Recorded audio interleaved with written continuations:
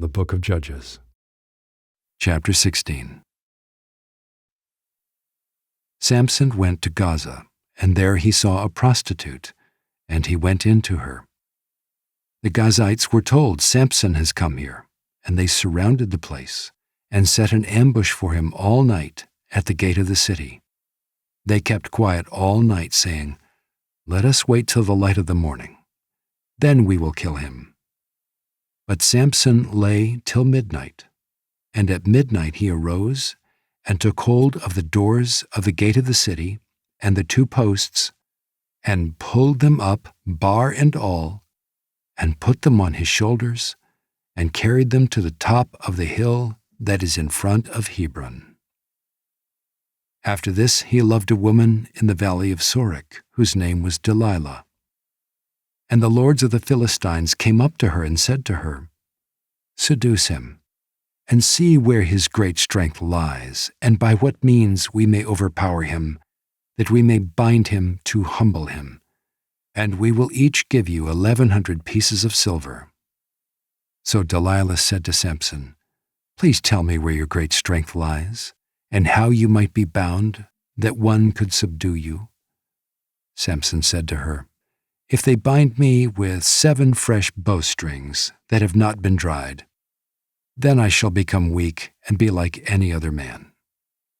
Then the lords of the Philistines brought up to her 7 fresh bowstrings that had not been dried, and she bound him with them. Now she had men lying in ambush in an inner chamber. And she said to him, "The Philistines are upon you, Samson." But he snapped the bowstrings as a thread of flax snaps when it touches the fire. So the secret of his strength was not known. Then Delilah said to Samson, "Behold, you have mocked me and told me lies. Please tell me how you might be bound." And he said to her, "If they bind me with new ropes that have not been used, then I shall become weak and be like any other man." So Delilah took new ropes and bound him with them and said to him, "The Philistines are upon you, Samson." And the men lying in ambush were in an inner chamber, but he snapped the ropes off his arms like a thread. Then Delilah said to Samson, "Until now you have mocked me and told me lies. Tell me how you might be bound." And he said to her, "If you weave the 7 locks of my head with the web and fasten it tight with the pin, then I shall become weak and be like any other man."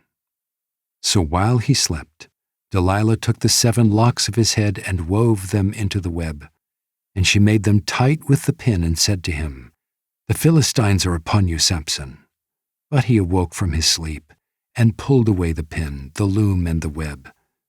And she said to him, "How can you say, 'I love you,' when your heart is not with me? You have mocked me these 3 times, and you have not told me where your great strength lies." And when she pressed him hard with her words day after day and urged him, his soul was vexed to death.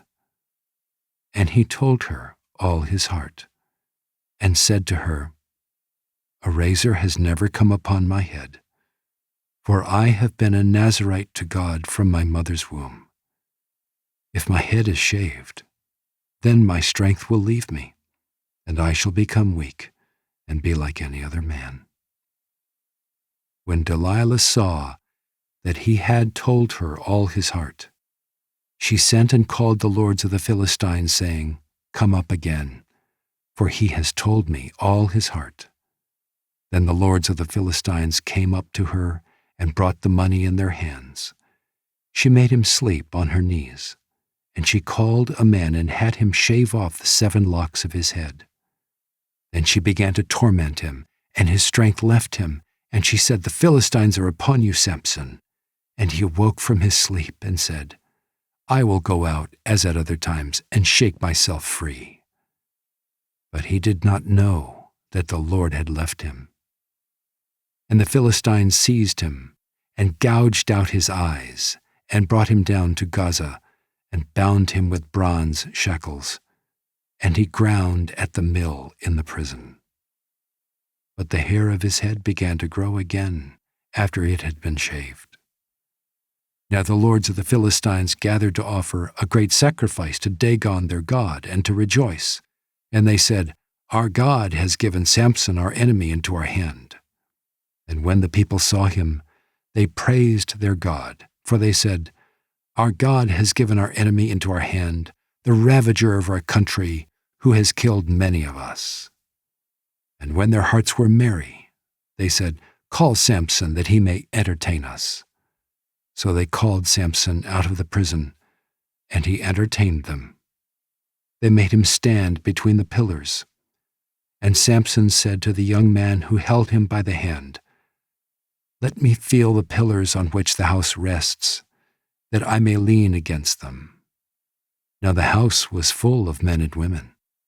All the lords of the Philistines were there, and on the roof there were about 3,000 men and women who looked on while Samson entertained. Then Samson called to the Lord and said, "O Lord God, please remember me, and please strengthen me only this once, O God, that I may be avenged on the Philistines for my 2 eyes." And Samson grasped the 2 middle pillars on which the house rested, and he leaned his weight against them, his right hand on the one and his left hand on the other. And Samson said, "Let me die with the Philistines." Then he bowed with all his strength, and the house fell upon the lords and upon all the people who were in it. So the dead whom he killed at his death were more than those whom he had killed during his life.